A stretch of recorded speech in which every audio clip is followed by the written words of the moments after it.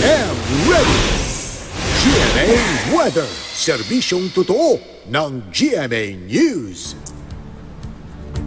Mga kapuso, wala na yung low pressure area o yung LPA dyan sa loob ng Philippine Area of Responsibility. At unti-unti naman ang paglakas ng southwesterly wind flow. Ito yung magiging hanging habagat o yung southwest monsoon na kapag nagsimula na pong umira, ihudyat na ng pagsisimula ng tagulan, lalong-lalo na dito sa may kanlurang bahagi ng Luzon at Visayas. Sa ngayon, may mga pagulang dapat asahan, lalong-lalo na dito sa may Southern Luzon, yang may Maropa, Calabarzon at Bicol Region, umaga pa lamang yan. Pero pagdating ng hapon, may mga thunderstorm ka na sa Northern at Central Luzon, lalong-lalo na dito sa may Cagayan Valley at sa may Cordillera Region. Maging sa Visayas, may thunderstorm, sa Mindanao, thunderstorm. Pagdating ng hapon at malalakas ang thunderstorm yan na pwedeng magdulot ng mga pagbaha.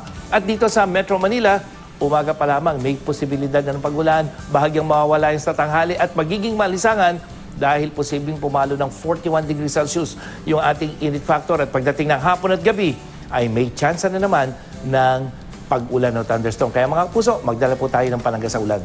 At yan ang latest mula sa GMA Weather. Ako po si Nathaniel Cruz, magplano para sigurado. I am ready. Serbisyong totoo ng GMA News.